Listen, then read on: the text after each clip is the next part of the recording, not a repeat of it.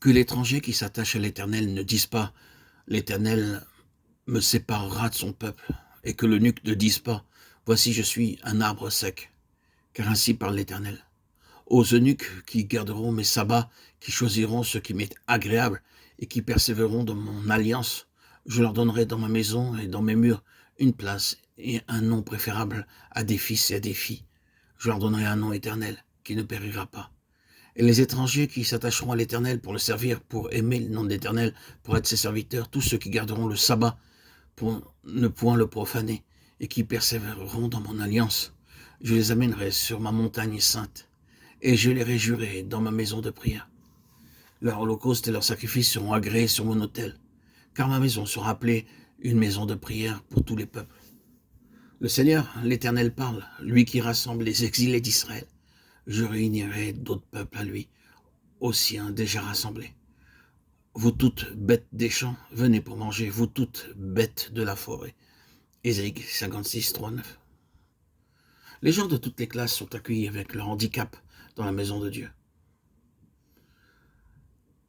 Nous lisons au verset 3 que même les eunuques peuvent entrer dans la maison de Dieu. Autrefois, on ne les tolérait pas dans le temple juif. De même, les Amoréens, les Amalécites n'avaient pas le droit d'y pénétrer. Mais Dieu dit dans ce passage que tout le monde sera présent.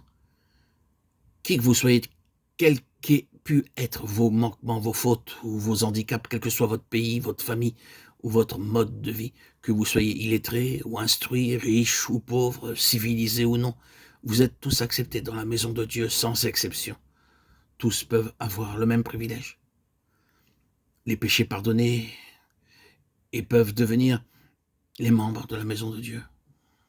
Il est important d'être dans la maison de Dieu, mais ceux qui ne seront pas attachés à l'Éternel pour le servir n'y auront point part. Même s'il devait y avoir des handicaps, quel que soit votre pays, votre famille, votre mode de vie, que vous soyez illettré ou instruit, riche ou pauvre, civilisé ou non, vous êtes tous acceptés dans la maison de Dieu sans exception. Tous peuvent avoir le même privilège, les péchés pardonnés, et peuvent devenir les membres de la maison de Dieu.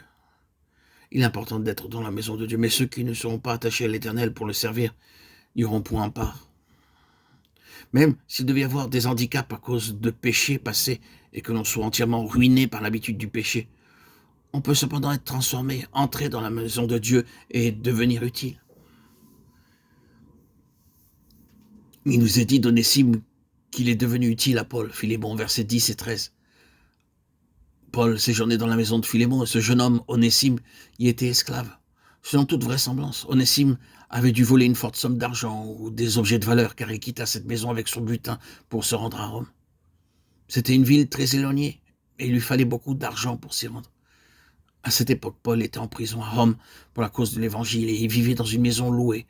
Quand Onésime eut dépensé tout l'argent de son maître, il pensa à l'apôtre Paul. Il lui demanda « Ayez pitié de moi, prenez-moi à votre service ». Paul y consentit et peu de temps après il se convertit grâce à Paul. Ainsi, il naquit de nouveau après beaucoup d'ennuis et d'épreuves, ce qui est le cas de bien des gens lesquels, dans le besoin et la difficulté, se tournent alors vers le Seigneur.